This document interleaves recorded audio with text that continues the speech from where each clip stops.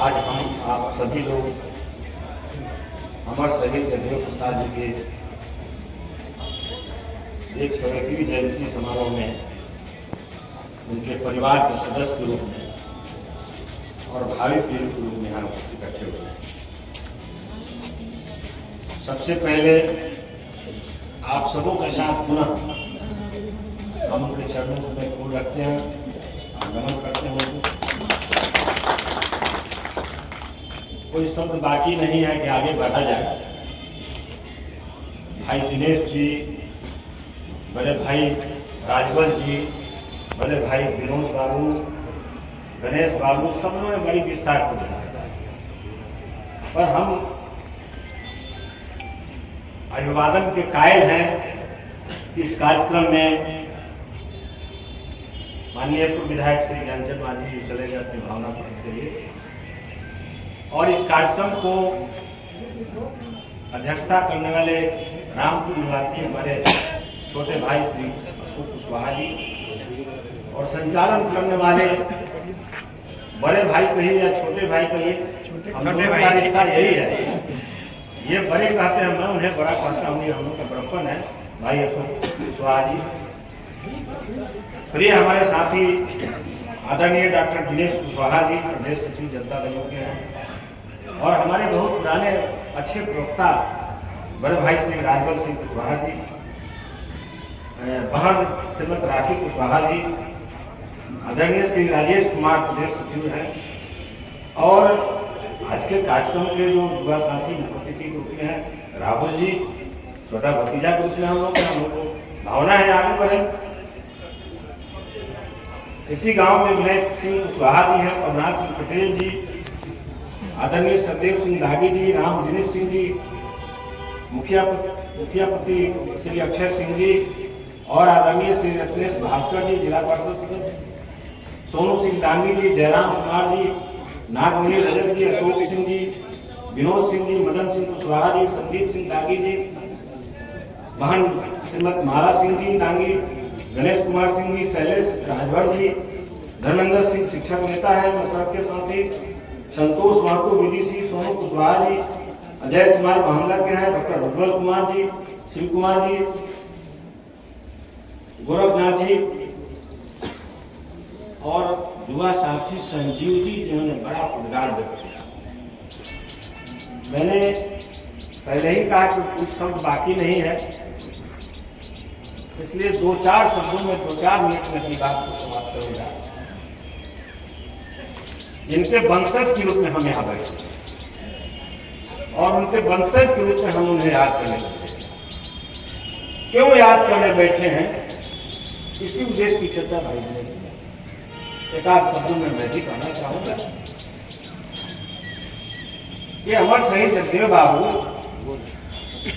बचपन से जुझारू संघर्ष है। जो उनका इतिहास के पन्ना एक आध बार हम लोग को कभी पढ़ने का मौका मिला,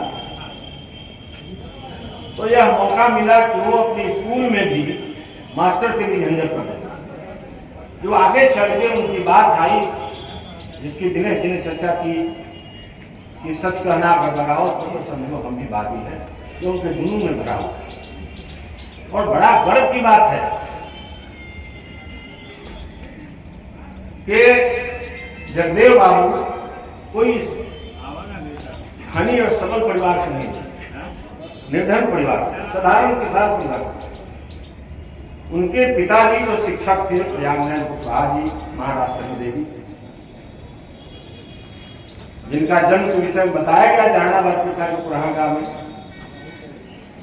वो शुरू से संघर्षशील रहे, जुझारू रहे, और 100 में 90 हम हैं, 90 भाग हमारा है। इस बात को लेकर बचपन से उन्होंने आगे बढ़ने का काम। बढ़ते बढ़ते बढ़ते बढ़ते बढ़ते जब उनको कुछ सामाजिक गतिविधियों से मुलाकात हुई, आदरणीय चंद्रदेव प्रसाद वर्मा जी से मेरा सौभाग्य है कि 1977 में जब हम एमएलए थे, पहली बार देव प्रसाद जी के सुपुत्र जो नागमणि है, वो भी हमारे साथ 77 में एमएलए। तो इस परिवार से एक तरह से रिश्ता हम लोग का है, और रिश्ता इस माने में है, संजीव जी को मैं बोलता हूं कि रिश्ता ये है कि जब वो 90 भाग हमारा इस बात को लेकर चलते थे, तो आप यूं न कहें कि हम पार्टी और नहीं, हम जाति का 90 भाग की जाति को लेकर चलना चाहिए। इसी बात के लेके उनकी हत्या हुई, वो हमारे आपके बीच से शहीद हो गई। आज जो सामंतों के बीच लड़ाई उन्होंने लड़ी,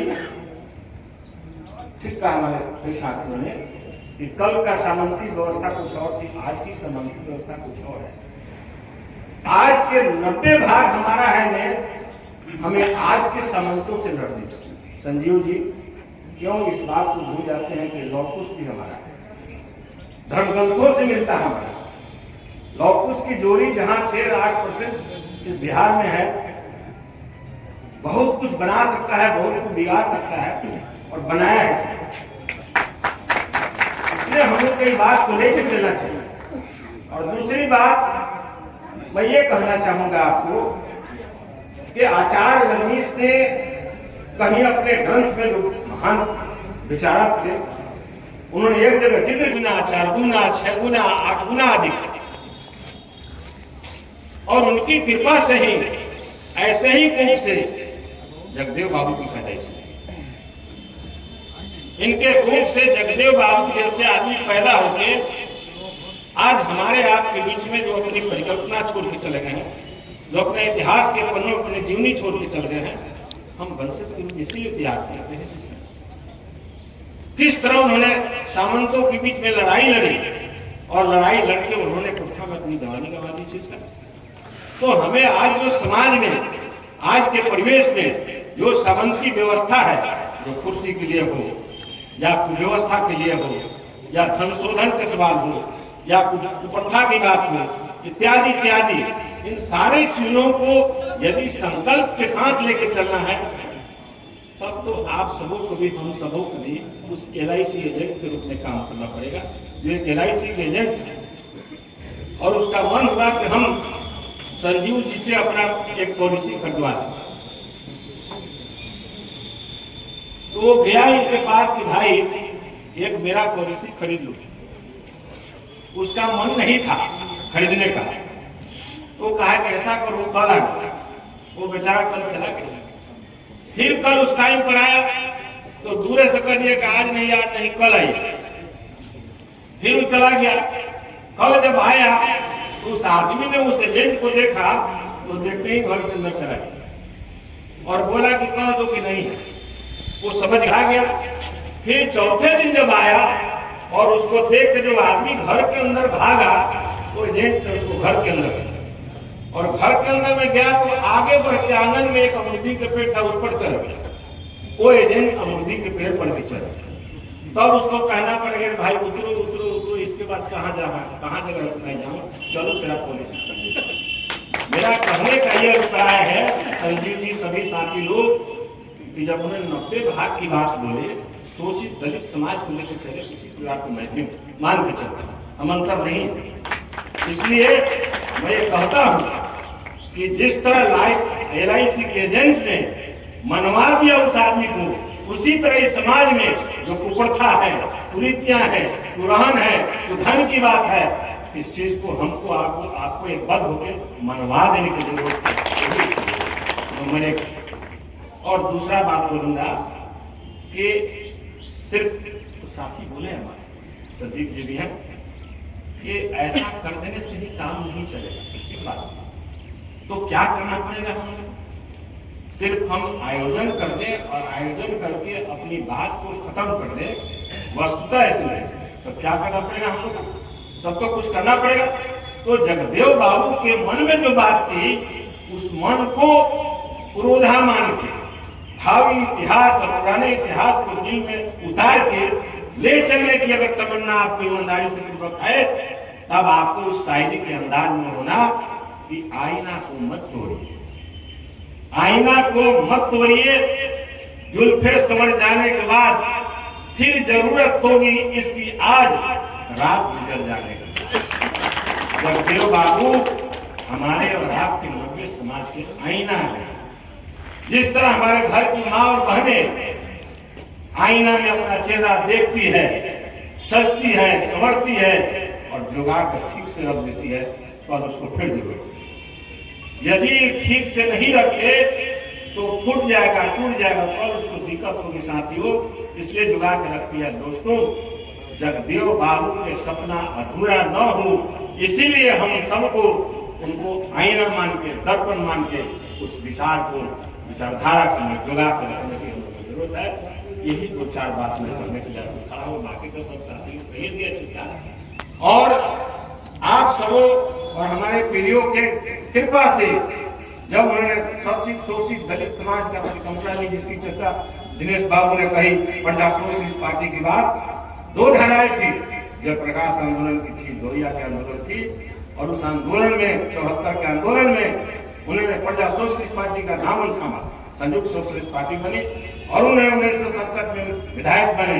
और ठीक आपने कहा दिनेश बाबू कि वो बगावत की मुद्रा के रहने वाले थे, और जब वो समझे कि संसद में विधायक बनने के बाद, दूसरी सरकार बनने के बाद हमारे विचार, हमारे खूब के लोग अगर नहीं बैठे हैं तो इसका मतलब नहीं है, मेरा संघर्ष का मतलब नहीं है।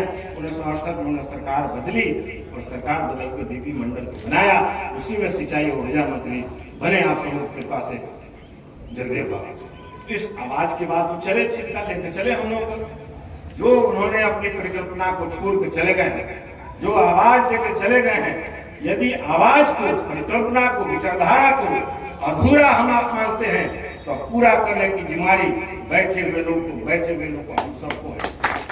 और संजीव जी आपने कहा कि हमारे समाज की जो बात करेगा वही मेरा अपना है। मैं एक उदाहरण आपको देता हूँ आपके वंशज के रूप में। कुछ दिन पहले पिछले साल इसी जयंती में मुझे बुलाया गया था सोनपुर के मानपुर जहांगीर में, और हम लोगों ने फूलमाला चलाया, चरणों को स्पर्श किया। समाज में बैठे हुए लोग एक शब्द मेरे पास रखा कि 2015 में माननीय मुख्यमंत्री नीतीश कुमार जी, 15 में भी हम लोग मिनिस्टर थे, तो माननीय नीतीश कुमार जी ने इस समाज में जो दाई समाज है उसको अति पिछड़ा का दर्जा दिए, पर हम लोग का कोई न्याय नहीं, कोई सर्टिफिकेट बनता नहीं है, कोई सुविधा मिलती नहीं है, कोई सुनता नहीं है। कितना आंदोलन किया, शीशा फोड़ा, ब्लॉक का प्रदर्शन किया, धरना किया, जेल गया, लाठी किया, मिला कुछ नहीं। जब दोस्तों मेरी बारी आई तो हमने पहला शब्द कहा कि राकेश सिंह दागी जी, मेरा ये अपना व्यक्तिगत संस्कार है, स्वभाव है कि जिसका मैं नमक खाता हूँ उसका शरीयत देता हूँ। आपने जो नाश्ता कराया, इस नाश्ता में नमक है, नमकीन खिला दिया, तो आपका शरीयत मुझे देना ही पड़ेगा। आपकी जो आवाज है 2015 में जो सुविधा देने की बात कही गई, अति पिछड़ा का दर्जा के रूप में, और थाली परोसने के बाद खाना नहीं मिल रहा है, कोई नहीं सुन रहा है, मैं वचन देकर जा रहा हूं कि मैं आपकी आवाज को मुख्यमंत्री तक रखने का काम करूंगा। और मैं गया, माननीय मुख्यमंत्री से मिला और आपकी आवाज को रखा और मैंने उसको पूरा भी किया। आज के जिला में कई जगहों में अति पिछड़ा का सर्टिफिकेट नहीं बन रहा था, बन रहा है। अभी भी ठोक में लोगों के विचार में गड़बड़ी है, कहीं बनता है कहीं नहीं बनता है, पर हमने इसकी अगुवाई की थी। और मैं वचन देता हूँ कम शब्दों में कि इस समाज के लिए जहां जहां अगुवाई की जरूरत होगी, जहां जहां समर्थन की जरूरत होगी, एक दलित समाज के होने के नाते, जगदेव बाबू के संतान होने के नाते मैं खड़ा रहूंगा। और मैं अपनी बात समाप्त करने के पहले मैं ये कहता हूँ कि जब इतनी संख्या में लौह पुरुष का समाज है, जमात है, और इस समाज में जगदेव बाबू ऐसे जुझारू हमारे धरती पर पैदा हुए जिन्होंने अपनी जवानी और कुर्बानी दे दी शोषित समाज के लिए, दलित समाज के लिए, पीड़ित समाज के लिए, कुप्रथा के खिलाफ।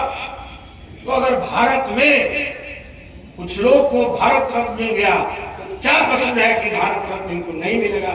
मैं भी समर्थन करता हूँ और अपनी बात को रखूंगा, जगदेव बाबू को भारत रत्न की उपाधि मिलनी चाहिए। इन्हीं चंद शब्दों के साथ, मेरे पास कुछ शब्द नहीं है, बड़े बड़े विद्वानों की बात सुनने के बाद मैं कुछ बोलूं, लेकिन थोड़ा मोड़ा रहा तो मैं बोल दिया। लेकिन हम यही कहेंगे कि देखिए, धर्मगण की बात तो कई तरह की बातें एक लोग बोल रहे थे, जब ये पूजा करेंगे, गणेश जी की पूजा हो तो नहीं करेंगे। हम थोड़ा इससे कभी कभी डिफर हो जाते हैं, लोग क्षमा करेंगे। डिफर इसलिए हो जाते हैं कि हिंदू समाज के हम लोग हैं, रामायण ग्रंथ मानते ही हैं, राम जी की बात कहीं हो जाती उड़ जाती है। बसावन भगत हमारे मित्र हैं जो मंत्री थे जेल मंत्री थे, कारा मंत्री थे।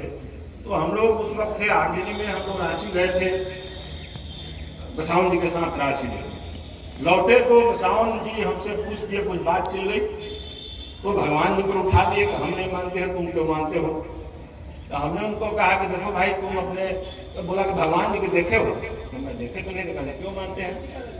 तो हमने कहा कि तुम अपने दादाजी को देखा, तुम पर दादाजी को देखा है तो नहीं देखा, क्यों मानते हो। तो दादाजी को देखा तो क्यों मानते हो। भगवान राम की पूजा हम लोग इसलिए करते हैं कि भगवान राम है, ऐसा नहीं करते। भगवान राम आदमी थे, हम भी आदमी हैं। उन्होंने भी शादी की, हमने भी शादी की। सब्जेक्ट मैटर, उन्होंने सब्जेक्ट मैटर इस पर होगा तो बहस कर